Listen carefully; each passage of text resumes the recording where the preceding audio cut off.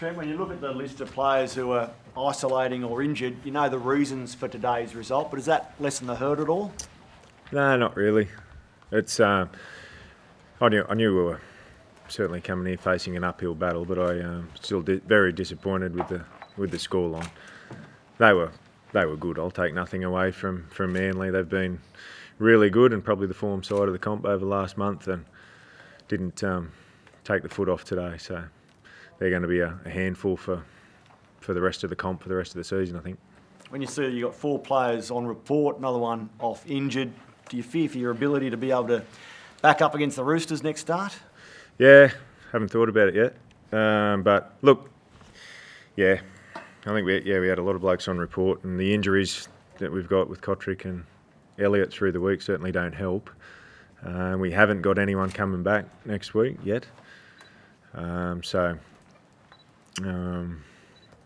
Yeah, look, we just got to get in there on Monday. What we've got in there is what we've got. So there's some young kids in there who certainly not ideal to throw them in there against, in these circumstances, but we didn't have a choice. So we've got to keep them up and keep them going, because they have some ability, some of those young kids, and they're going to be good players. They're probably a few years away, but we just got to look after them.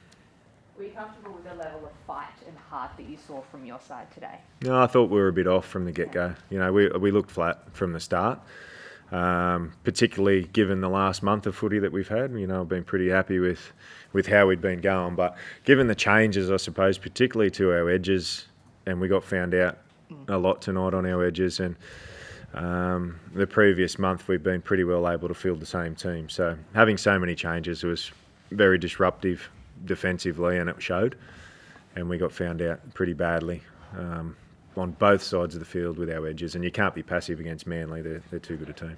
And halftime didn't seem to be the reset that you wanted it to be?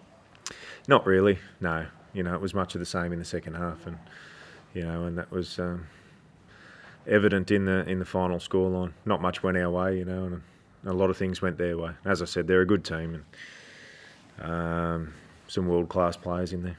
If you haven't got any more players coming back, what can you improve, or how can you improve? We just got to train hard and give these. Look, there's lessons out there for them, certainly with those debutants and for the rest of the team as well. That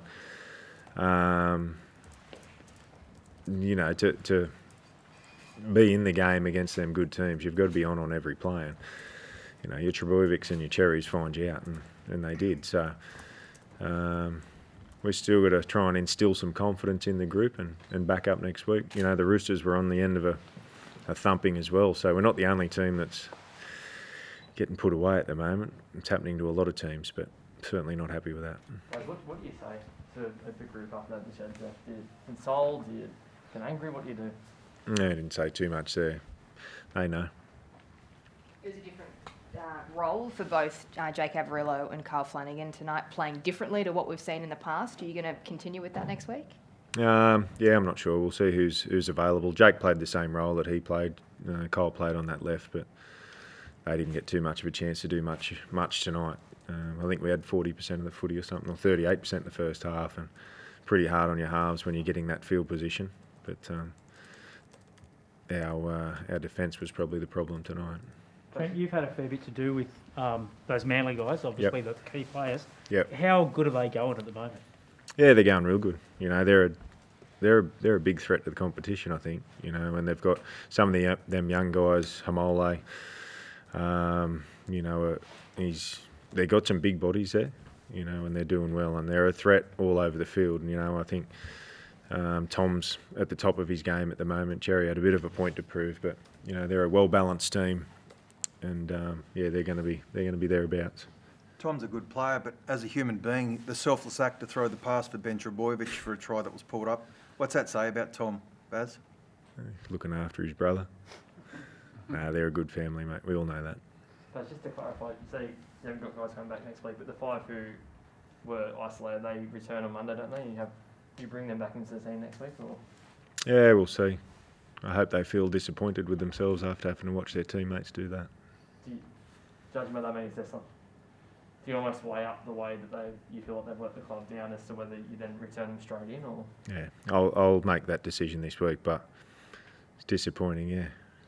What have they got to do to convince you that they are, I suppose, ready to play, to pick them? Oh, look,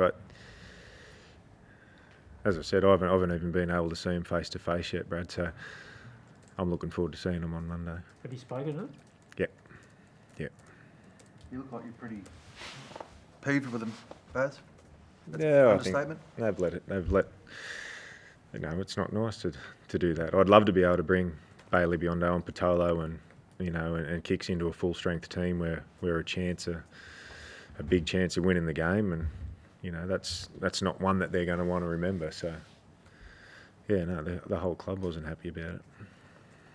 Do you think this might be considered as one of the darkest days in the Dogs' history, the result? I think that's going a bit far.